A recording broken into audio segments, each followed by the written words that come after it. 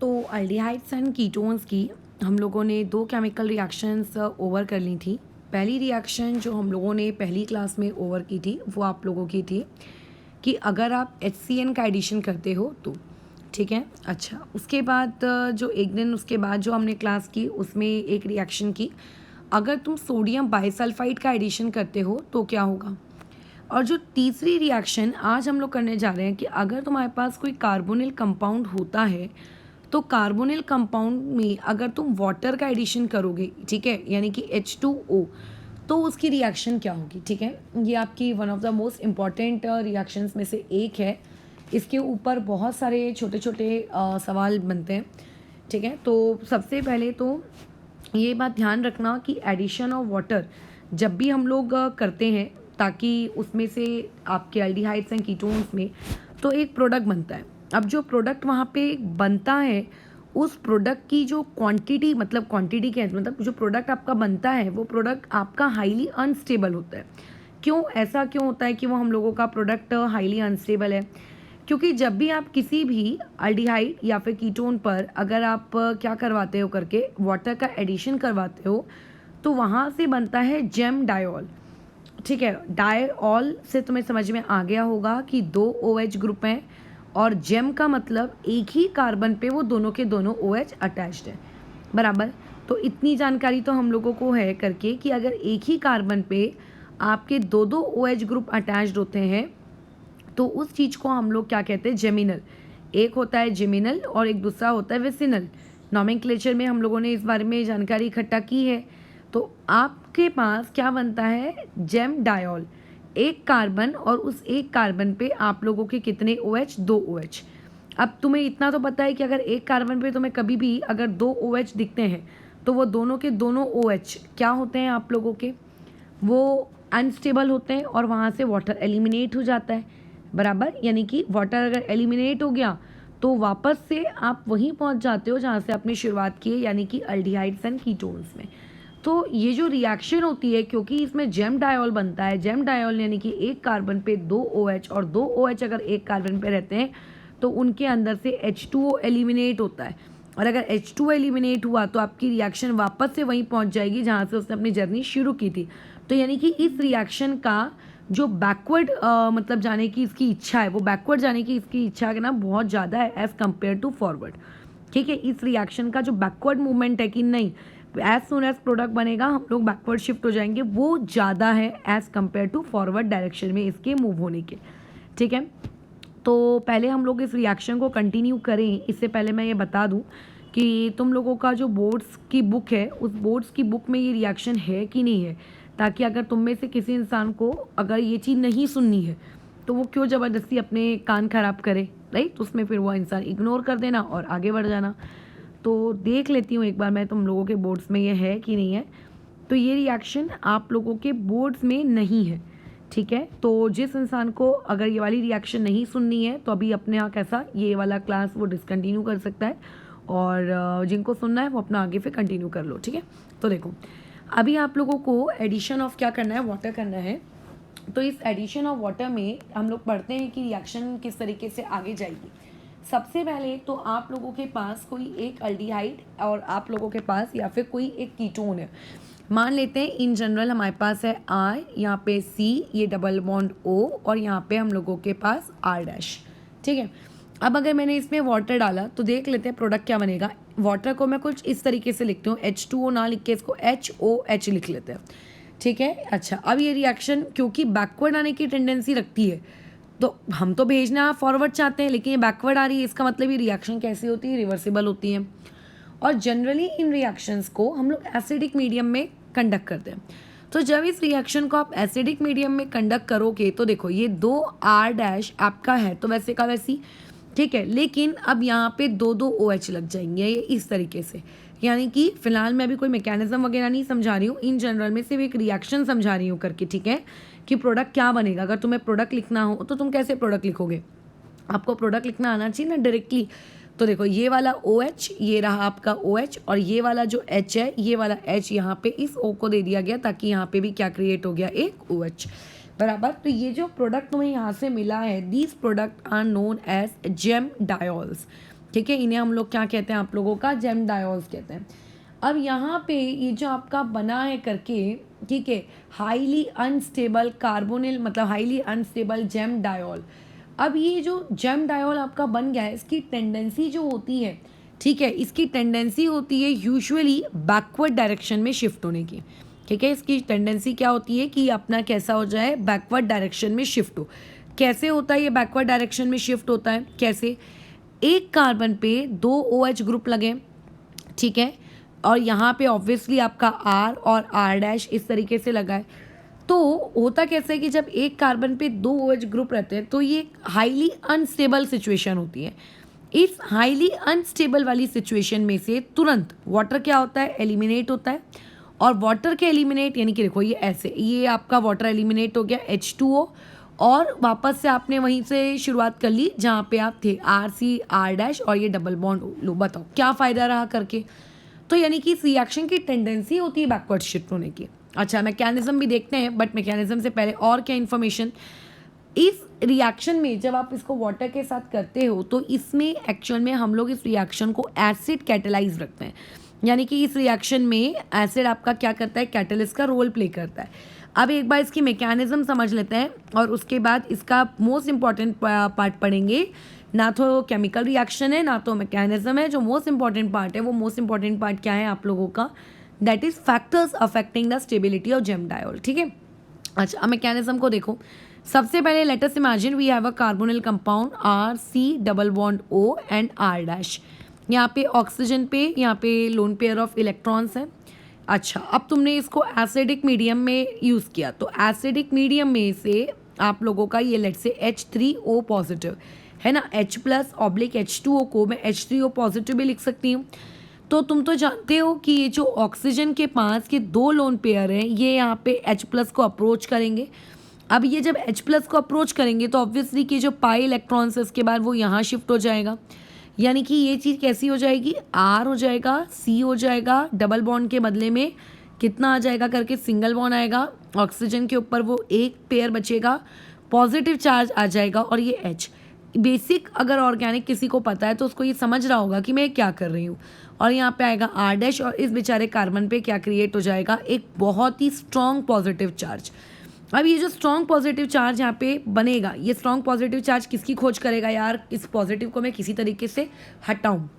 अब ये पॉजिटिव को कैसे हटाएगा, तो ये देखता है कि अच्छा मेरे आजू बाजू वाटर है H2O, ठीक है, वो देखता है करके कि मेरे आजू बाजू वाटर है। तो एक काम करते हैं, ये ऑक्सीजन जो है ये ऑक्सीजन के पास लोन पेयर है, तो काम करते हैं जो ऑक्सीजन वाला है ये ऑक्सीजन के पास जाता है और ऑक्सीजन अपने लोन पेयर्स के साथ यहाँ पे इस कार्बन पे अटैक करता है। ठीक है, यानी कि इस वाले ऑक्सीजन पे किसने अटैक किया, एसिड के H+ ने। ठीक है, और यहाँ पे इसमें किसने अटैक किया, आपके पूरे के पूरे वाटर के मॉलिक्यूल ने अटैक किया। ठीक है, तो देखो ये चीज़ क्या बन जाएगी, प्रोडक्ट यहाँ पे क्या बन जाएगा, इसको ऐसे नीचे वाले एरो से दिखा देती हूँ। R रहेगा, C रहेगा, ठीक है, अच्छा, और ऊपर में सिंगल बॉन्ड O अभी भी है। अच्छा, अब लेकिन आपका सिंगल बॉन्ड O तो है ही है, अब वहाँ पे क्या है आप लोगों का कुछ पॉजिटिव चार्ज है, बराबर, वहाँ पे क्या है, पॉजिटिव चार्ज है। अच्छा, पॉजिटिव चार्ज नहीं होगा, सॉरी मेरे से गलती हो गई, जब मैं डबल बॉन्ड वहाँ पे पाई इलेक्ट्रॉन शिफ्ट कर चुकी हूँ ना, तो पॉजिटिव क्यों आएगा, पॉजिटिव नहीं आएगा। ठीक है, ये यहाँ पे आ गया। अच्छा, उसके बाद यहाँ पे ये OH हो गया, ये तो इसके पास लोन पेयर है ही है करके। अच्छा, इधर में है आप लोगों का क्या नाम है उसका, R', ठीक है, 2 मिनट, यहाँ पे तुम लोगों का R', नीचे में इससे कनेक्शन लिया O ने, O के पास ये 2 H, लेकिन जब O ने कनेक्शन लिया तो बेचारे O पे पॉजिटिव आ गया। अब O अपना इस पॉजिटिव हटाने के लिए वो लोग क्या करेगा, किसी एक बॉन्ड को तोड़ देगा। अब तुम्हें भी पता है वो किस बॉन्ड को तोड़ने वाला है, ये वाला बॉन्ड टूटेगा, दोनों इलेक्ट्रॉन्स O पे शिफ्ट होंगे और आप लोगों का H क्या हो जाएगा, बाहर। ठीक है, आप लोगों का H क्या हो जाएगा, बाहर। यानी कि इसके बाद अब क्या होने वाला है, इसके बाद की जर्नी, आप लोगों के पास R है, C है, R' है, ऊपर में एक OH तो था ही था, नीचे में एक OH और आ गया, इस रिएक्शन के अंदर से -H+ हो गया। तो देखो इनिशियली हम लोगों ने इस स्टेप में H+ प्रोवाइड किया था एसिड के वाया, और इस स्टेप में हम लोगों ने H+ क्या कर दिया, रिमूव कर दिया करके, बस। तो ये इस तरीके से आप लोगों का क्या बन चुका है करके, जेम डायोल यहाँ पे हम लोगों ने क्या किया, क्रिएट कर लिया करके। तो ये तो देखो उसकी सिंपल सी सोबर सी मैकेनिज्म है आप लोगों के एडिशन ऑफ वाटर की, बट ये मैकेनिज्म एज पार उतना इम्पॉर्टेंट नहीं है, ठीक है। जो पार्ट हम लोगों का ज़्यादा इम्पॉर्टेंट है उस पार्ट में हम लोग जाते हैं। अब इसके पहले कुछ नोट्स बना लेते हैं, क्या इस रिएक्शन से हम लोगों को कुछ नोट्स वगैरह मिल रहे हैं क्या। तो सबसे इम्पॉर्टेंट नोट्स वो ये है कि हमको इस पूरे टॉपिक में पढ़ना क्या है। इस टॉपिक में हमें ये पढ़ना है कि माना कि आपके जो जेम डायोल्स होते हैं, ये जेम डायोल्स आप लोगों के अनस्टेबल होते हैं। इन जेम डायोल्स की बहुत ज़्यादा इच्छा होती है करके कि काश हम लोग पीछे आप लोगों का इक्विलिब्रियम को शिफ्ट कर दें और बैकवर्ड डायरेक्शन में हम लोग क्या हो जाएं, आप लोगों के चले जाएं। उन लोगों के अंदर ये बहुत ज़्यादा इच्छा होती है, किसके अंदर, आपके जेम डायोल्स के अंदर। तो अभी मान लेते हैं if you have 2 gem diols, ठीक है, अगर तुम लोगों के पास कोई 2 जेम डायोल्स है तो ज़रूरी तो नहीं है करके कि दोनों जेम डायोल की अनस्टेबिलिटी या दोनों जेम डायोल्स की जो स्टेबिलिटी है वो इक्वल होगी, ठीक है। तो अभी हमको ये पढ़ना है कि ऐसे कौन से फैक्टर्स हैं जो आपके जेम डायोल के इक्विलिब्रियम को या फिर जेम डायोल की स्टेबिलिटी को डिटरमाइन करते हैं। तो सबसे पहला फैक्टर जो होता है वो होता है आप लोगों का स्टेरिक हिंड्रेंस, ठीक है। अब आगे देखते हैं। अब देखो, अब स्टेरिक हिंड्रेंस यानी कि उसका जो ग्रुप लगे हैं वो ग्रुप बल्कि है। अब ये बल्कि ग्रुप क्या करेंगे, तो हम लोग एक अज्यूम करते हैं करके कि कैसा, देखो ये आपका कार्बन है और उसके बाद मान लेते हैं यहाँ पे आपका हाइड्रोजन, यहाँ पे कोई आर डैश है और यहाँ पे आप लोगों का आर है, ठीक है। और यहाँ पे क्या हो जाएगा आप लोगों के पास, ये O H O H O H O H यहाँ पे लगा दिया मैंने। अब सुनो ध्यान से, इसको प्रवचन सुनते हैं करके हम लोग इसको। अभी स्टेरिक हिंड्रेंस किस तरीके से आप लोगों के जेम डायोल की स्टेबिलिटी को फ़र्क दिखाता है, क्या दिक्कत क्या है मतलब आप लोगों के जेम डायोल के उससे। तो एक स्टेरिक हिंड्रेंस जो है, मैं स्लो इतना इसीलिए बोल रही हूँ क्योंकि समझ में आना चाहिए, ठीक है। तो देखो स्टेरिक हिंड्रेंस वाला फैक्टर कैसा है, अभी फ़िलहाल यहाँ पर जेम डायोल अगर क्रिएट हो गया तो यहाँ पे ये जो कार्बन है, इस कार्बन की हाइब्रिडाइजेशन कितनी है, sp3 है। तो यानी कि यहाँ पे बॉन्ड एंगल कितना है, 109.28 है करके, बराबर। अब सोचो, इमेजिन अगर आप लोगों का जो आर डैश है ये बल्कि है और अगर मान लेते हैं ये आर है, ये भी आप लोगों का बल्कि है। अभी हमें तो पता है कि कार्बन पे जो 2 OH है ये आप लोगों का H2O है, क्या है, एलिमिनेट होगा, बराबर। आपका H2O एलिमिनेट होगा, लेकिन H2O एलिमिनेट क्यों होगा, रीज़न क्या है H2O के एलिमिनेट होने का, ठीक है। तो सबसे पहले तो H2O ये इसीलिए एलिमिनेट होता है क्योंकि ये जो 2 तुम लोगों के हाइड्रोक्साइल ग्रुप्स होते हैं, ये 2 हाइड्रोक्साइल ग्रुप्स एक दूसरे के करीब आते हैं। जब ये एक दूसरे के करीब आते हैं तो इनके अंदर से इंट्रामोलिक्यूलर एलिमिनेशन रिएक्शन होती है और H2O आप लोगों का एलिमिनेट हो जाता है। बट बेसिकली अगर सबके बीच में 109.28 डिग्री का आप लोगों का अगर बॉन्ड एंगल है तो वो क्यों करीब आ रहे हैं, क्योंकि अगर ये आर और आर डैश वाले आपके बल्कि है, ठीक है, अगर ये बल्कि है तो देखो ये यहाँ पे इनके बल्कि होने की वजह से इनके यहाँ पे जो रिपल्शन होगा, उस रिपल्शन की मतलब किसके बीच में रिपल्शन, आप लोगों का जो आर है और जो आपका आर डैश है, इस आर और आर डैश के बीच में जो रिपल्शन होगा उनके बल्कीनेस की वजह से वो ज़्यादा होगा। और अगर आर और आर डैश के बीच में बल्कीनेस की वजह से रिपल्शन ज़्यादा होगा तो वो पूरी कोशिश करेंगे अपने रिपल्शन को मिनिमाइज़ करने की। केमिकल बॉन्डिंग वाले चैप्टर में हमने पढ़ा है करके कि रिपल्शन क्यों और कैसे मिनिमाइज किया जाता है। रिपल्शन को मिनिमाइज करने का तरीका क्या है करके कि वो लोग अपने बॉन्ड एंगल क्या कर लेते हैं, यानी आर और आर एक दूसरे आर डैश जाएंगे, दूसरा बॉन्ड एंगल आर और आर डैश के बीच का इंक्रीज हो रहा है तो ऑब्वियसली OH एंड OH यानी कि जो 2 OH है उनके बीच का जो ये बॉन्ड एंगल है, ये बॉन्ड एंगल क्या होगा, डिक्रीज होगा। अब अगर उनके बीच का बॉन्ड एंगल डिक्रीज हुआ तो जो H2O का जो रिमूवल वाला प्रोसेस है, यानी कि H2O जो एलिमिनेट होता है, वो H2O की रिमूवल वाली प्रोसेस क्या हो जाएगी, बहुत ही फास्ट हो जाएगी। और जितनी ज़्यादा आपकी इजीली H2O के रिमूवल वाली प्रोसेस होगी उतना ही इजीली वहाँ से वापस से क्या बन जाएगा, कीटोन आपका या फिर जो भी आपका अल्डिहाइड वो वापस से रिवर्स बन जाएगा। यानी कि अल्डिहाइड एंड कीटोन आखिर रिवर्स बना क्यों, द मोस्ट इम्पॉर्टेंट फैक्टर, क्योंकि 2 OH ग्रुप करीब आए। 2 OH ग्रुप क्यों करीब आए, क्योंकि बॉन्ड एंगल उनके बीच का डिक्रीज हो गया। उनके बीच का बॉन्ड एंगल क्यों डिक्रीज हुआ, आइडियली तो रहना चाहिए था 109.28, क्योंकि बाकी के 2 बल्कि ग्रुपों की वजह से उनके बीच का बॉन्ड एंगल बढ़ गया। तो यानी कि अगर कभी आप लोगों के पास बल्कि ग्रुप लगे हैं तो बल्कि ग्रुप हमेशा कोशिश करेंगे कि वो रिएक्शन के अंदर में, उस सबस्ट्रेट के अंदर में जो दो दो OH ग्रुप्स हैं, प्रोडक्ट के अंदर में जो दो दो OH ग्रुप्स हैं, उन दोनों OH ग्रुप को करीब लेकर आए और सच दैट आपका H2 एलिमिनेट होकर वापस प्रोडक्ट बन जाए। तो यानी कि यहाँ से मैं एक नियम ये निकाल सकती हूँ कि जितना ज़्यादा आप स्टेरिक हिंड्रेंस करोगे, ठीक है, जितनी ज़्यादा आप स्टेरिक हिंड्रेंस करोगे, स्टेरिक हिंड्रेंस डायरेक्टली प्रोपोर्शनल होगी, किस चीज़ के डायरेक्टली प्रोपोर्शनल होगी, आपके ईज ऑफ H2O के रिमूवल के, यानी कि उतनी आसानी से वहाँ से H2O क्या हो जाएगा, रिमूव हो जाएगा, क्योंकि जितने बल्कि ग्रुप उतना बॉन्ड एंगल उनके बीच का इंक्रीज और H2OH के बीच का डिक्रीज, तो उतने आसानी से क्या हो जाएंगे, आप लोगों का H2O रिमूव कर देंगे।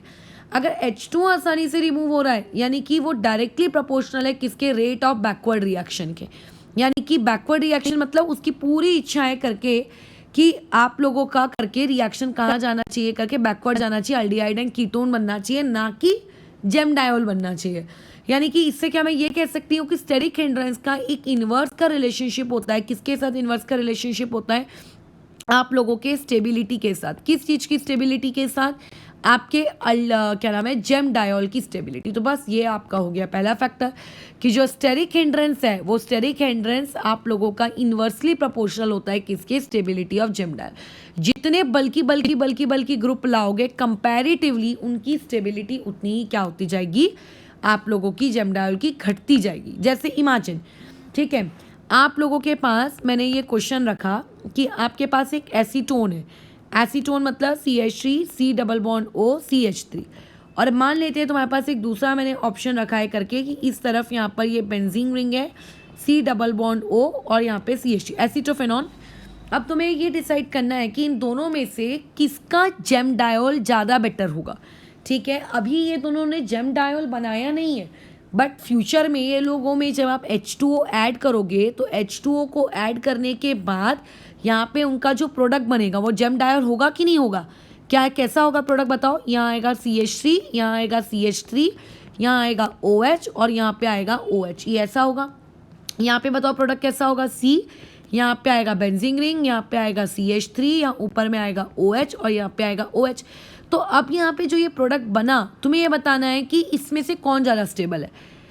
तो अब तुम्हें क्या देखो, OH के रिस्पेक्ट में तो कंपैरिजन करनी ही नहीं है। कंपैरिजन किसके रिस्पेक्ट में करनी है आप लोगों को, कंपैरिजन इस चीज़ के रिस्पेक्ट में करिए कि आपका वो बल्कीनेस कितनी कम है।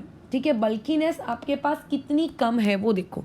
तो तुम ये देख रहे हो करके कि यहाँ पे CH3 है, यहाँ भी CH3 है, मतलब पहले वाले क्वेश्चन में दोनों CH3 ग्रुप आपके पास है।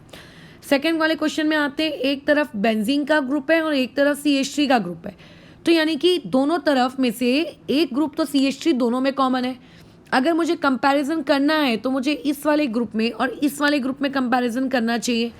तो between benzene ring and between CH3 कौन ज़्यादा आपका बल्कि है वो तुम सोच लो। ठीक है, अब वो तुम्हारा दिमाग लगाओ, उसके अकॉर्डिंग तुम आंसर अब रिपोर्ट करो। ठीक है, जितनी ज़्यादा याद रखना, जो जितना ज़्यादा बल्कि होगा उतनी ज़्यादा आपकी क्या होगी, क्या हो जाएगी, स्टेरिक हिंड्रेंस बढ़ेगी। स्टेरिक हिंड्रेंस बढ़ेगी उतने इजीली आप लोगों का H2O जल्दी भाग जाएगा। तो अगर आपने कार्बोनिल कंपाउंड में जो दो ग्रुप्स होते हैं उन्हें कंपेयर करो, ठीक है, उनको जस्ट सिंपली कंपेयर करें। तो बेंजीन बल्कि है, ठीक है, एक मिनट, तो ये आपका बल्कि है, तो अगर ये बल्कि है तो यहाँ पे बहुत इजीली H2O निकलेगा, और अगर इजीली H2 निकला तो इसका मतलब ये आपका जेम डायोल कंपैरेटिवली बाजू वाले के क्या होगा, अनस्टेबल होगा, और ये वाला जेम डायोल कंपैरेटिवली उसके क्या होगा करके स्टेबल होगा। ये इस तरीके से जस्ट स्टेरिक हिंड्रेंस आप कंपेयर करो और स्टेरिक हिंड्रेंस के बेसिस पे कैसा अपना आंसर रिपोर्ट करो करके। ठीक है, अच्छा, और उसके अलावा क्या और भी कोई है क्या आप लोगों का फैक्टर जिसपे स्टेबिलिटी ऑफ जेम डायोल आपकी डिपेंड करती है। हाँ, एक फैक्टर और है जिसपे स्टेबिलिटी ऑफ तुम लोगों का जेम डायोल क्या करता है, डिपेंड करता है करके। क्या है वो फैक्टर तुम लोगों का, वो है आप लोगों का इंडक्टिव इफेक्ट। अब इसको समझते हैं कि ये फैक्टर आप लोगों का क्या है, फैक्टर नंबर 2 करके इंडक्टिव इफेक्ट। मैं प्लस आई या माइनस आई की तो मैं बात ही नहीं कर रही हूँ, I am just saying inductive effect. So it can be plus I और it can be minus I. Okay, अब देखो, लेट्स से कि तुम्हारे पास एक कोई कार्बोनिल ग्रुप है, ये इस तरीके से आप लोगों के पास एक कार्बोनिल ग्रुप लगा है। इसको मैंने यहाँ पे ये तीनों हाइड्रोजन यहाँ लगा दिए, और इसके वर्सेस में मैंने एक ऐसा कार्बोनिल ग्रुप लिया जिसके अल्फा कार्बन पे आपने हाइड्रोजन को रिप्लेस कर दिया है तीनों के तीनों क्लोरीन से। क्या फ़र्क पड़ रहा होगा? वैसे इस चीज़ को हम लोग कहते हैं क्लोरल, ठीक है, ये चीज़ तुम्हें याद होनी चाहिए। इस चीज़ को हम लोग क्या कहते हैं? क्लोरल। डायरेक्ट क्वेश्चन में भी आ सकता है कि क्लोरल की रिएक्शन करने पे क्या क्या प्रोडक्ट बना करके, तो ये तुम्हें पता होना चाहिए क्लोरल। अब होगा कैसा, देखो यहाँ पे ये वाला जो कार्बन है ये तो हम जानते हैं कि इससे पार्शियल पॉजिटिव चार्ज होता है, लेकिन सेकेंड वाले ऑप्शन में क्योंकि वहाँ पे आपने तीन तीन क्लोरीन लटका के रखे हैं जो कि -I इफेक्ट वाले लोग हैं, तो ये -I इफेक्ट वाले लोग मिलकर इस क्या कर रहे होंगे, आप लोगों के कार्बन से इलेक्ट्रॉन खींच रहे होंगे, बराबर। और उसके बाद जब इस कार्बन से इलेक्ट्रॉन खींचा जा रहा होगा तो इन रिटर्न में वो इस बाजू वाले कार्बन से इलेक्ट्रॉन खींच रहा होगा, यानी कि एज कंपेयर टू बाजू वाला ऑप्शन आप लोगों के इस कार्बन पे बहुत लार्ज पॉजिटिव चार्ज क्या हो चुका है करके आप लोगों का डेवलप हो चुका है करके।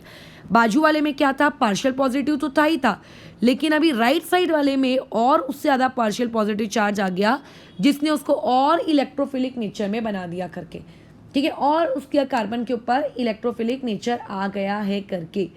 तो एक बात याद रखना, जितना ज़्यादा यहाँ पे इलेक्ट्रोफिलिक नेचर होगा H2O उतना ज़्यादा इजीली क्या कर पाएगा, अटैक कर पाएगा, क्योंकि न्यूक्लियोफिलिक एडिशन रिएक्शन है ना, यानी कि अटैक करने वाला कौन है आप लोगों का, न्यूक्लियोफाइल है, ठीक है। अटैक करने वाला कौन है आप लोगों का, न्यूक्लियोफाइल है। तो न्यूक्लियोफाइल अगर आप लोगों का अटैक करेगा तो उसको क्या चाहिए, एक ऐसी जगह चाहिए करके जहाँ पे बहुत ज़्यादा पॉजिटिव हो, बराबर। तो अभी ऐसे केस में यहाँ पर ये बात याद रखो कि आपकी जो जेम डायोल होते हैं उन जेम डायोल की जो स्टेबिलिटी होती है वो डायरेक्टली प्रोपोर्शनल होती है उन सारे फैक्टर्स पे जो वो उनसे इलेक्ट्रॉन क्या कर रहे होंगे, विड्रॉइंग ग्रुप लगे होंगे। इलेक्ट्रॉन विड्रॉइंग ग्रुप उसकी स्टेबिलिटी को जेम डायोल की क्या कर रहे होंगे, इंक्रीज कर रहे होंगे। ये हो गया आप लोगों का पहला फैक्टर, ठीक है, समझ रहे हो। अच्छा, अब एक तीसरा फैक्टर भी देख लेते हैं। तीसरा फैक्टर क्या है आप लोगों का वो समझते हैं, उसके बाद आगे बढ़ते हैं। तीसरा फैक्टर है तुम लोगों का हाइड्रोजन बॉन्डिंग, ठीक है। अब देखो हाइड्रोजन बॉन्डिंग क्या है। अभी जैसे वो एक क्लोरल का अगर मैं एग्जांपल ले लूँ, यहाँ पे Cl, यहाँ पे Cl, यहाँ पे Cl, और उसके बाद यहाँ पे ये आपने क्या बना लिया करके उसका जेम डायोल क्रिएट भी कर लिया, लो। अच्छा, अब यहाँ पे क्या होगा करके एक H होगा।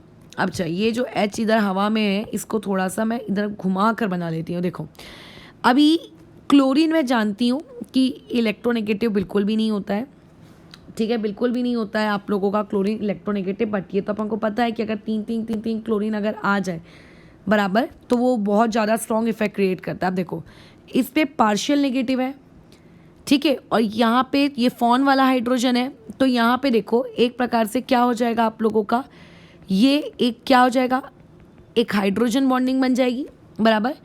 तो अगर हाइड्रोजन बॉन्डिंग बन रही है, ठीक है, तो आप लोगों की हाइड्रोजन बॉन्डिंग क्या होगी करके स्टेबिलिटी को क्या करेगी, इंक्रीज करेगी। ये भी एक फैक्टर है।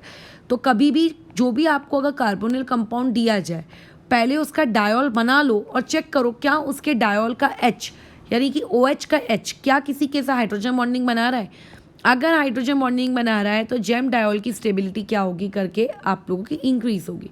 जैसे इसका एक एग्जांपल यहाँ पर है, अगर तुम लोगों के पास एक बेंजीन रिंग है करके, उसके बाजू में यहाँ पर ये इस तरीके से डबल बॉन्ड O, और उसके बाद यहाँ पे डबल बॉन्ड O, और उसके बाद यहाँ पे आपका OH, और यहाँ पे OH, और यहाँ पे ये OH, ये आपको दिया है, ठीक है। ये तुम्हारी बुक में तो नहीं है वैसे टॉपिक, लेकिन इसको नाम याद रखना, this is known as ninhydrin.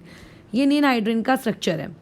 अब तुमसे ये स्ट्रक्चर है, लेकिन इस क्वेश्चन को ये ऐसा रहा होगा, यानी कि इसका कार्बोनिल कंपाउंड कैसा रहा होगा, इसका कार्बोनिल कंपाउंड कुछ इस प्रकार से बन रहा होगा करके, ठीक है। इसको 1 2 3 ये 5, ये यहाँ पर कैसे आप लोगों का आया है, double bond O, double bond O, और यहाँ पे डबल बॉन्ड O। अब वो तुमसे पूछ रहा है कि क्या ये जेम डायोल स्टेबल होगा, तो ऑब्वियस है कि ये जेम डायल यहाँ स्टेबल होगा, क्योंकि यहाँ पर भी क्या करती है आप लोगों की एग्जिस्ट करती है, क्या एग्जिस्ट करती है, hydrogen bonding. So therefore again ये जेम डायल आपका स्टेबल होगा। ये हो गया तीसरा फैक्टर। अब ये क्वेश्चन है करके, जैसे कि तुमसे दिया जाए CF3, ये F है करके, ठीक है, C डबल बॉन्ड O और ये H। उसके बाद दिया गया है CF3 C double bond O और यहाँ पे CF3 और यहाँ पे दिया गया है CCl3 और C डबल बॉन्ड O और ये H। तुम्हें बताना है करके कि इसमें से कौन सा जेम डायोल आपका सबसे ज़्यादा स्टेबल है। तो याद रखना -I ग्रुप जेम डायोल की स्टेबिलिटी को इंक्रीज करता है। तो यहाँ पे इस तरफ भी 3 फ्लोरीन, इस तरफ भी 3 फ्लोरीन, तो ऑब्वियसली बी ऑप्शन आपका सबसे ज़्यादा स्टेबल होगा। अब बचता है A वर्सेस C। तो ए को ज़्यादा स्टेबल रखोगे कि सी को ज़्यादा स्टेबल रखोगे। ए में 3 फ्लोरीन है और आपका जो ऑप्शन नंबर बी है उसमें 3 क्लोरीन है। तो फ्लोरीन 3 ज़्यादा अच्छे है कि क्लोरीन 3 ज़्यादा अच्छे है? ऑब्वियसली 3 फ्लोरीन ज़्यादा अच्छे हैं, ठीक है। तो इधर पे ए वाले की स्टेबिलिटी उससे ज़्यादा होगी, बराबर। अच्छा, और उसके बाद फिर सबसे लीस्ट स्टेबिलिटी किसकी होगी? आप लोगों के सी वाले की करके। ये चलेगा तुम लोगों की, आप लोगों के स्टेबिलिटी का ऑर्डर करके, ठीक है। पहला फैक्टर क्या है? हाइड्रोजन बॉन्डिंग डायरेक्टली होगा, साथ ही साथ में आप लोगों का ये जो नेक्स्ट है क्या नाम है उसका -I ग्रुप, वो भी डायरेक्टली होगा और लेकिन बल्कीनेस इन्वर्स में होगा करके, ठीक है। जैसे एक क्वेश्चन इसमें और देख लो, तुम्हें दिया है ऑप्शन में CF3 C double bond O और यहाँ पे CF3, बी ऑप्शन में आपको दिया है CF3 C double bond O और यहाँ पे C6H5, उसके बाद दिया है C6H5 C double bond O और यहाँ पे C6H5, फिर दिया है CH3 C double bond O और ये H करके, ये इस तरीके से, बराबर। अब तुम्हें यहाँ पे मुझको बताना है कि ऑर्डर इसका अरेंज करो। तो अभी तुम इसको पहले खुद अटेम्प्ट करना और उसके बाद मुझे बताना करके इसमें तुम्हारा आंसर कितना है। लेकिन अभी फ़िलहाल के लिए अपन इसको क्या करते हैं मैं बता देती हूँ, तुम पॉज करके लेकिन इसको खुद अटेम्प्ट कर लेना। तो सबसे पहले तो मैं ये चेक कर लेती हूँ बल्कीनेस। तो देखो सबसे ज़्यादा बल्कि तो यही दिख रहा है, दोनों तरफ बेंजीन बेंजीन का रिंग है करके, है ना। तो ऐसे केस में सबसे जो लीस्ट होगा करके, ठीक है, जो सबसे लीस्ट स्टेबल होगा वो तो समझ में आ गया, सीधा सीधा सी है। लो, अब जो सबसे हाईली स्टेबल होगा तुम्हें उसके बारे में देखना है। तो यहाँ पे भले ही आपकी बल्कीनेस कम है, अब जैसे उसके बाद लीस्ट स्टेबल कौन होगा आप लोगों का? उससे कम बी, क्योंकि उसमें एक तरफ बल्कीनेस आ गई है। अब बचते हैं इसमें। तो देखो यहाँ पे ये फ्लोरीन है और यहाँ फ्लोरीन है, तो यहाँ हाइड्रोजन बॉन्डिंग हो रही होगी और यहाँ पे कोई हाइड्रोजन बॉन्डिंग नहीं हो रही है करके। तो यहाँ पे आएगा ए और ए के बाद यहाँ पे आ जाएगा, यहाँ पे आएगा डी फॉर डॉग, और सबसे ज़्यादा स्टेबल कौन होगा? आप लोगों का ए होगा, ठीक है। इस तरीके से अरेंज करोगे। अच्छा, एक क्वेश्चन में और आ जाते हैं। एक में तुमको दिया है formaldehyde HC double bond OH, फिर दिया है तुम लोगों को एसिटल्डिहाइड CH3COH, और उसके बाद जो नेक्स्ट है उसमें तुम लोगों को दे दिया है acetone CH3C double bond O CH3, और उसके बाद अगेन नेक्स्ट वाला क्वेश्चन जैसे तुम लोगों को एक यहाँ पे पकड़ा दिया है, ये इस तरीके से।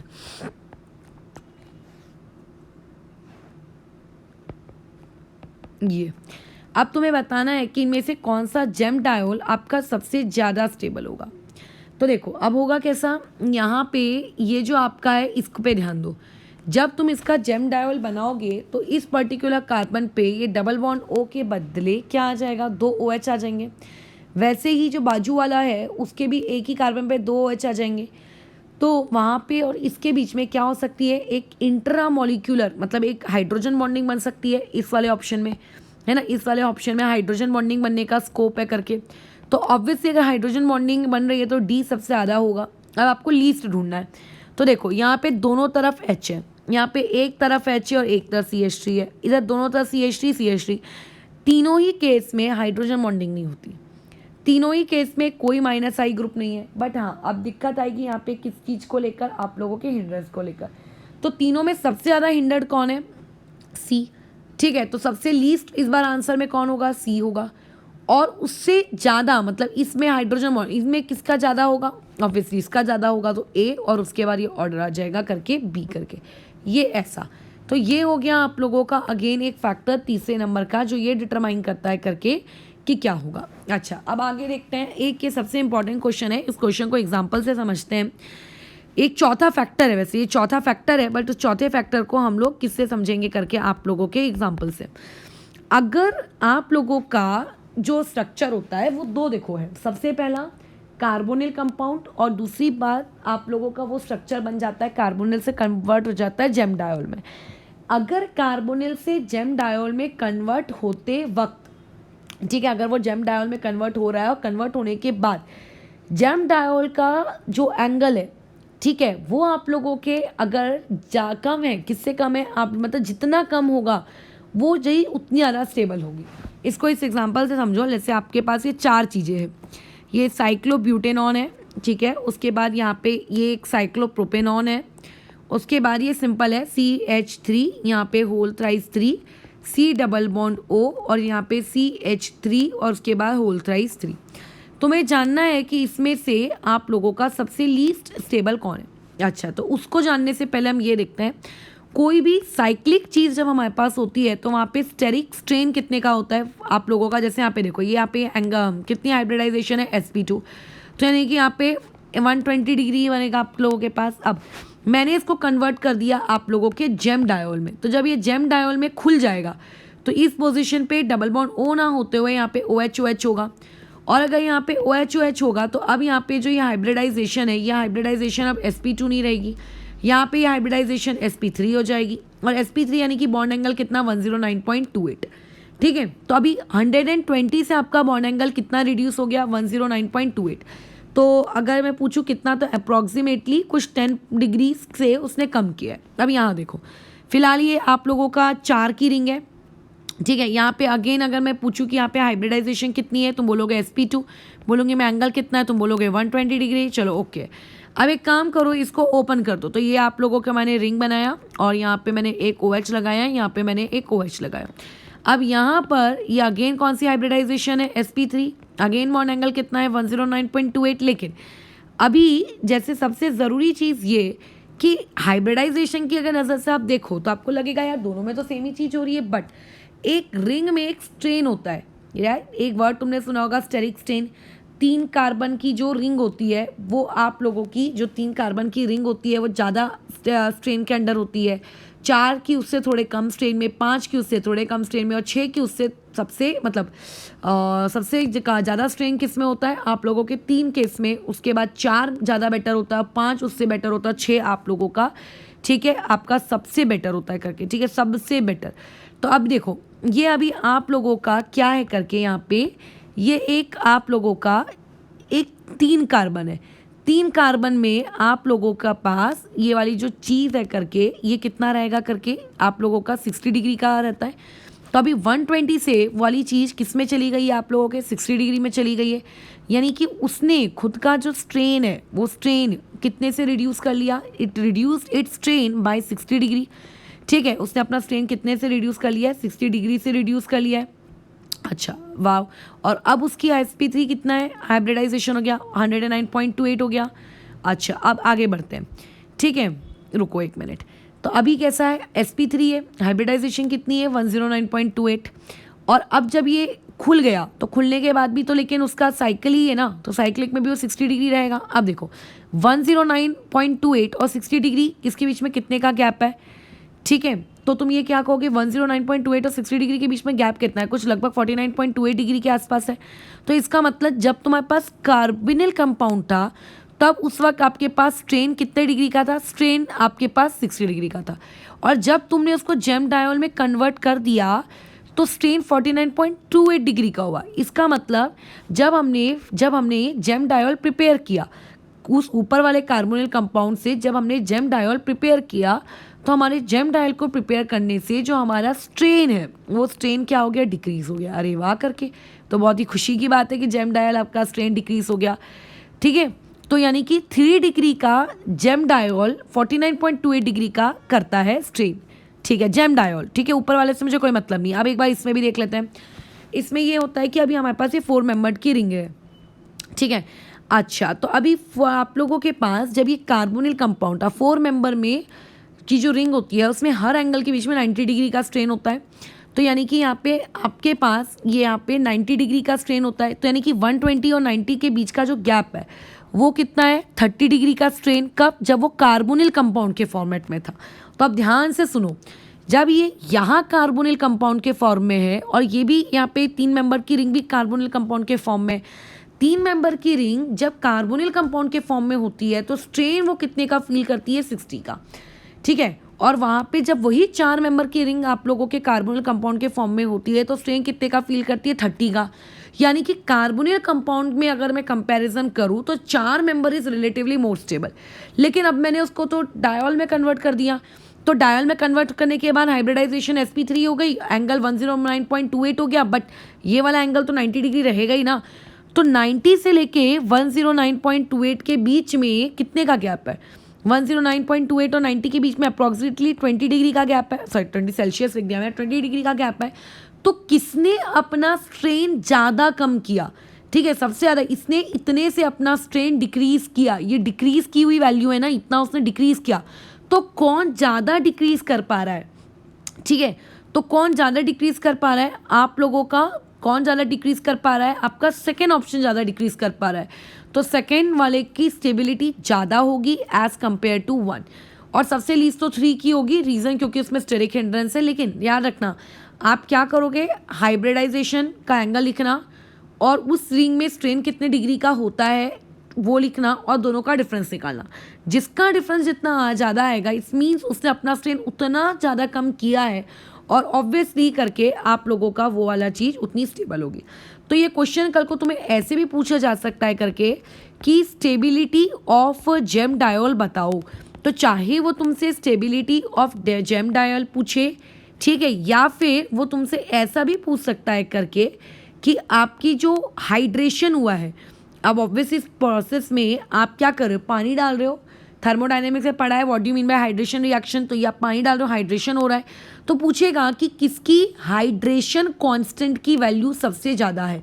हाइड्रेशन कांस्टेंट की वैल्यू KS सिंबल से डिनोट करते हो, तो जिसकी ऑब्वियसली स्टेबिलिटी ज़्यादा है उसकी हाइड्रेशन कांस्टेंट की वैल्यू भी उतनी है, उतना अच्छा हाइड्रेशन किया होगा।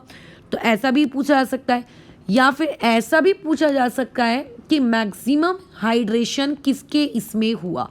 तो तीनों के लिए सेम वही रूल लगाओगे, समझ रहे हो? चलो, तो अभी यहाँ पर मुझे लगता है इसमें कोई दिक्कत है। एक और क्वेश्चन आता है यहाँ पे, तुम्हें ये बताना है करके कि यहाँ पे मैक्सिमम हाइड्रेशन किस चीज़ का होगा, तुम्हें ये बताना है करके। पहला ऑप्शन है आप लोगों के पास है CF3 C double bond O CF3। Question read करते बराबर समझ जाओ, यहाँ पे हाइड्रोजन बॉन्डिंग है, CH3 C double bond O CH3। चलो ठीक है, इसमें कोई नहीं है। C6H5 C double bond O C6H5, ये इसमें तो दो बल्कि ग्रुप हैं। अच्छा, और CH3 और CH यहाँ पे Cl और C double bond O CH3। चलो अब देखते हैं। तो अगर मैं ये पूछूंगी कि सबसे ज़्यादा स्टेबल जेम डायोल किसका होगा, बराबर। अब लेकिन ठीक है, अब यहाँ पर आप लोगों के इसमें हाइड्रोजन बॉन्डिंग है, ठीक है, तो सबसे ज़्यादा पहला आंसर तो आ गया अपना A, खत्म। ठीक है, कि सबसे ज़्यादा कौन रहेगा आपका A। अब बचता है सबसे लीस्ट किसका होगा, तो ऑब्वियसली लीस्ट में आपका कौन आ जाएगा करके आप लोगों का D आ जाएगा, क्योंकि उसमें दो बल्कि ग्रुप हैं। अब बचते हैं 2। अब 2 में देखो दिक्कत क्या है, 2 में कोई दिक्कत तो नहीं है। यहाँ पे ये Cl है। अब तुम तो जानते हो एक Cl कभी भी उतना स्ट्रॉन्ग आप लोगों का क्या नहीं करता है करके, हाइड्रोजन बॉन्डिंग फॉर्म नहीं करता। तो हाइड्रोजन बॉन्डिंग की नज़र से सोचना ही नहीं। अच्छा, अब कई लोगों को लगेगा कि ये आप लोगों का बल्कि है, ये वाला कैसा है, ये वाला तो यहाँ पे देखो 2 है, यहाँ पे तो सिर्फ 1 था। तो यहाँ देखो, यहाँ पे एक Cl की प्रेजेंस है, Cl minus I effect show करता है, मतलब कुछ तो इलेक्ट्रॉन विड्रॉ कर रहा होगा ना, कुछ तो। ऊपर वाले में तो वो भी नहीं हो रहा। तो A के बाद C आएगा, C के बाद फिर कौन आएगा आप लोगों का, B आएगा करके, ठीक है। अच्छा, तो अभी यहाँ पे तुमसे पूछेगा, कुछ ऑप्शन दिया है कि सबसे स्टेबल हाइड्रेट कौन है। हाइड्रेट, सबसे स्टेबल हाइड्रेट का भी मतलब वही है कि सबसे स्टेबल आप लोगों का कौन है करके, कौन सा जेम डायोल आपका सबसे ज़्यादा स्टेबल है करके, सबसे ज़्यादा। तो देखो ऑप्शन दिया है CCl3 CHO, मैंने अभी कहा था, इसको याद रखना। ये कौन होता है आप लोगों का, क्लोरल होता है, ठीक है। नेक्स्ट ऑप्शन में दिया है तुम्हें CF3 होल ट्वाइस 2 और यहाँ पे CO, और इस वाले ऑप्शन में तुमको दिया है, ये रिंग बना के दे दी गई है। अच्छा रुको, प्यार से बना लेते हैं। यहाँ पे आपको रिंग बनाकर दे दी गई है। यहाँ पे आपके पास 5 कार्बन की एक रिंग है, और यहाँ पे double bond O double bond O double bond O, ठीक है। अच्छा, तो अभी जब तुम इसका जेम डायोल बनाओगे तो उस जेम डायोल में क्या होगा करके, आप लोगों का एक बहुत ही अच्छा इंटरेक्शन होगा। हाइड्रोजन बॉन्डिंग नहीं होती है, क्योंकि क्लोरीन कभी हाइड्रोजन बॉन्डिंग तो बनाता नहीं है, लेकिन पार्शियल नेगेटिव स्ट्रॉन्ग होता है, तो एक डाइपोल डाइपोल का इंटरेक्शन आ जाता है, मतलब एक इंटरेक्शन, एक बॉन्डिंग वहाँ पर हो रही है। और ऊपर से माइनस आई इफेक्ट भी रखता रहता है वहाँ पे अच्छा खासा, तो बहुत स्टेबल होगा करके। तो अब अच्छा यहाँ पे तो माइनस आई भी बहुत स्ट्रांग है और साथ में हाइड्रोजन बॉन्डिंग भी होती है। यहाँ पे ये वाले क्वेश्चन में तो देखो, जब तुम इसका जेम डायल बनाओगे तो इस पर्टिकुलर पोजीशन पे दो दो OH आ जाएंगे, है ना। इस पर्टिकुलर पोजीशन पे दो दो OH आ जाएंगे, तो यहाँ पे भी आपकी हाइड्रोजन बॉन्डिंग एग्जिस्ट कर जाएगी। तो इसका मतलब ये तीनों ही ऑप्शन आप लोगों के मोस्ट स्टेबल है। हाँ, नीचे एक डी ऑप्शन होगा आप लोगों का, ऑल ऑफ दिस, ये वाला। तो ये इस तरीके से क्वेश्चन तुम लोगों को पूछे जा सकते हैं। अब जैसे अब ये वाला क्वेश्चन है, इसमें तुम्हें बताना है कि कौन सा वाला जेम डायोल आपका कंपैरेटिवली ज़्यादा स्टेबल होगा। अब देखो ये अगेन रिंग वाला आ गया है। अभी अभी हमको पता था कि 3 कार्बन की जो रिंग वाला जेम डायोल होता है वो 4 कार्बन की रिंग वाले जेम डायोल से ज़्यादा बेटर होता है, ठीक है। तो अभी इसमें देखते हैं। तो इतना ऑर्डर तो हमको पता चल चुका है करके कि सबसे ज़्यादा स्टेबल 1 और 2 के बीच में 1 होगा और 2 होगा, बराबर। अच्छा, अब दिक्कत ये है कि इसका क्या करें। तुम खुद दिमाग लगाओ कि अगर आप रिंग का साइज़ बड़ा कर रहे हो तो रिंग के साइज़ बड़ा करने से जेम डायोल की स्टेबिलिटी घट रही है, तो ऑब्वियसली इसमें कम होगा। हाँ, तो अभी अपना एक रफ सा नियम ये बना सकते हो कि अगर आप रिंग का साइज़ इंक्रीज करते हो तो वो जेम डायोल की स्टेबिलिटी के साथ उसका रिलेशनशिप कैसा चलने लगता है, आप लोगों का इन्वर्स में चलने लगता है करके, ठीक है। ये बन गया, बराबर। तो ये इस तरीके से, तो बस यही हम लोगों का टॉपिक था, शॉर्ट सा, और इसमें कुछ था ही नहीं। तो ये एडिशन ऑफ वाटर हम लोगों ने यहाँ पर इसका क्या किया, फिनिश किया। अब मैं इसमें एक और रिएक्शन बता देती हूँ, ये भी क्योंकि आपके बोर्ड्स में नहीं है तो अभी के अभी ये ख़त्म भी हो जाएगी, कि अगर आपके पास कोई टर्मिनल अल्काइन है, टर्मिनल वर्ड मैंने स्पेसिफिकली बोला है, याद रखना। आप लोग जैसे वाटर का एडिशन कर रहे हो तो हम लोग यहाँ पे किस चीज़ का एडिशन कर रहे हैं, टर्मिनल अल्काइन का एडिशन कर रहे हैं। किसका, टर्मिनल अल्काइन का। अब देखो टर्मिनल अल्काइंस का एडिशन क्या है। टर्मिनल मतलब कॉर्नर पोजीशन पे आपका ट्रिपल बॉन्ड होना चाहिए। Let's say RC triple bond CR, ये नहीं चलेगा, ठीक है। तुम्हारे पास कुछ चीज़ें ऐसी होनी चाहिए, RC ट्रिपल बॉन्ड C, और ऑब्वियस है कि उसके बाद H नहीं होगा। हम उस अल्काइन का क्या करते हैं, सॉल्ट क्रिएट करते हैं, ठीक है। उस अल्काइन का हम लोग क्या क्रिएट करते हैं, सॉल्ट क्रिएट करते हैं। कैसे, अब जैसे ये H है, अगर मैं इसको NaOH के साथ डालूंगी, तुम्हें तो पता है कि हाइब्रिडाइजेशन में जो sp हाइब्रिडाइजेशन होती है उसकी इलेक्ट्रोनेगेटिविटी ज़्यादा होती है। यानी कि माना कि ये वाला हाइड्रोजन आप लोगों के फॉन से कनेक्टेड नहीं है, लेकिन क्योंकि ये वाला हाइड्रोजन आप लोगों के ट्रिपल बॉन्ड से कनेक्टेड है, सो देयरफॉर ये भी एक सफिशिएंट अमाउंट में आप लोगों का क्या होता है करके, काफ़ी ज़्यादा क्या हो जाता है, ये आप लोगों का एसिडिक हो जाता है। यानी कि ये भी फॉन वाला हाइड्रोजन, ठीक है, आप लोगों का जैसे बिहेव करता है वैसे ही ये भी आप लोगों का बिहेव करता है, एकदम एग्जैक्टली ये वैसे ही बिहेव करेगा। तो इसका मतलब वो एक एसिडिक हाइड्रोजन है। अब तुम्हें तो पता है कि अगर एक बेस को एसिडिक हाइड्रोजन दिख जाए तो एसिडिक हाइड्रोजन निकाल के ले जाता है। तो ये दोनों चले गए, बाहर बन गया H2O, और यहाँ से हम लोगों ने बना लिया RC ट्रिपल बॉन्ड C, और यहाँ पे आ गया Na। यानी कि ये क्या बन गया, आप लोगों के पास क्या बन गया, आप लोगों का एक सॉल्ट यहाँ पे बन के तैयार हो गया। बस ख़त्म, ये हम लोगों ने सॉल्ट बना लिया। सो बेसिकली मुझे सॉल्ट की ज़रूरत है। तो ऐसा अगर मेरे पास कोई टर्मिनल अल्काइन का सॉल्ट अगर रहेगा और उस सॉल्ट को अगर मैं ऐड करवाऊंगी कार्बोनिल कंपाउंड पर, या RC डबल बॉन्ड OR-, तो तुम्हें पता है इस पे पार्शियल नेगेटिव, तुम्हें पता है इस पे पार्शियल पॉजिटिव। अब देखो कौन किस पे अटैक करेगा, N के ऊपर जो Na है उस पर तो पॉजिटिव होगा और इस C पे नेगेटिव होगा करके, ठीक है। तो अब ये वाली चीज़ क्या हो जाएगी आप लोगों का, बताओ। ये वाला यहाँ आएगा, इधर पे अटैक करेगा, इसके अटैक करने की वजह से ये जो पाई इलेक्ट्रॉन से O पे शिफ्ट होंगे। तो इसका प्रोडक्ट लिख लेते हैं, क्या हो गया R, इधर पे आ गया आप लोगों का C, ऊपर में O सिंगल बॉन्ड, बट पता है तुम्हें उसी O के बाजू में क्या लग जाएगा, Na+, और उसके बाद इधर आ जाएगा R-, और इधर नीचे में लटकेगा C से लटकेगा ट्रिपल बॉन्ड C, और उस C से लटकेगा R। ये इस तरीके का कुछ बन जाएगा आपका प्रोडक्ट।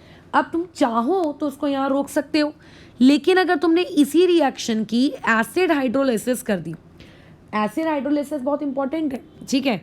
तो तुमको तो पता है कि जैसी एसिड हाइड्रोलिसिस होगी यहाँ से एसिड का H+, ठीक है, और वो ऊपर में Na है, तो Na को वो करेगा गेट आउट, RC ऊपर में डबल बॉन्ड O की जगह सिंगल बॉन्ड O लेकिन H में, और आर डैश, और यहाँ पे आ जाएगा सी ट्रिपल बॉन्ड सी और यहाँ पे आर डैश। ये ऐसे ये बन जाएगा आपका प्रोडक्ट, यानी कि आपका OH ग्रुप भी आ गया प्लस कार्बन की संख्या बढ़ भी गई और ट्रिपल बॉन्ड भी आ गया। तो कल को तुम्हें अगर OH ग्रुप भी लगाना है और कार्बन का ट्रिपल बॉन्ड भी लगाना है और संख्या बढ़ानी भी है कार्बन की, तो आप ये वाला करोगे। और इस रिएक्शन को हम लोग इस नाम से जानते हैं। भले ही इसका नाम तुम्हें याद होना हो, उससे कोई फर्क नहीं पड़ता, बट हाथ बराबर चलने को होना, ठीक है। अब जैसे मान लेते हैं आपके पास CH3C ट्रिपल बॉन्ड Na है। अब Na बनाकर दिया गया है, ठीक है, ये आप लोगों को Na बनाकर दिया गया है। हो सकता है कई बार आपको Na ना बना के दिया जाए, ऐसा H भी लिख कर आ जाए, तो समझ जाना कि करना लेकिन वही है अपन को। इसके फर्स्ट स्टेप में मैंने तुमसे फॉर्मल्डिहाइड डालने को कहा, तो बताओ क्या बनेगा। फॉर्मल्डिहाइड के 2H, ऊपर का जो डबल बॉन्ड O है वो कन्वर्ट हो गया OH में, और नीचे उसी कार्बन से ये वाला ग्रुप जोड़ दो, यानी कि C ट्रिपल बॉन्ड C और उससे जुड़ा हुआ CH3। अब ये अपने आप तो हुआ नहीं होगा, इसमें जब मैंने वाटर एसिड हाइड्रोलिसिस की होगी तो ही बना होगा ना, अदरवाइज O के साथ तो Na आता है। तो यानी कि अगर चीज़ ऐसी होती CH3 C triple bond C और यहाँ पे Na, और अगर मैं तुमसे कहती कि इसमें एसिटल्डिहाइड डालो, पानी मत डालो, तो ये रिएक्शन कैसी होती, H आता, C आता, और उसके बाद एक तरफ CH3 आता, ऊपर में जो O है O के साथ अब H नहीं लगता, वहाँ पे Na लगता। क्यों Na लगता, क्योंकि आपने अभी तक एसिड हाइड्रोलिसिस उसकी की हुई नहीं है, बराबर। ये हो गया। अब इसी का एक क्वेश्चन और जैसे देख लो, ये CH3C ट्रिपल बॉन्ड यहाँ पे आ गया, C आ गया और यहाँ पे Na आ गया। अब इसको मैंने तुमसे डालने को कहा है इस चीज़ में। अब ये देखो, ये आप लोगों का साइक्लिक, अब बताओ क्या बनेगा प्रोडक्ट। तो उससे साइक्लिक नेचर डिस्ट्रॉय मत करना, साइकिल जैसा बनाते थे बना लो। जो O था, एसिड हाइड्रोलिसिस भी मैंने लोग कर दिए, जो डबल बॉन्ड O है उसको किस में कन्वर्ट कर देंगे, सिंगल बॉन्ड OH में, और उसी कार्बन से यानी कि इस कार्बन से कनेक्ट होगा C ट्रिपल बॉन्ड C और यहाँ पे आप लोगों का CH3, ये ऐसे। तो इस तरीके से सवाल तुम लोगों को आ सकते हैं।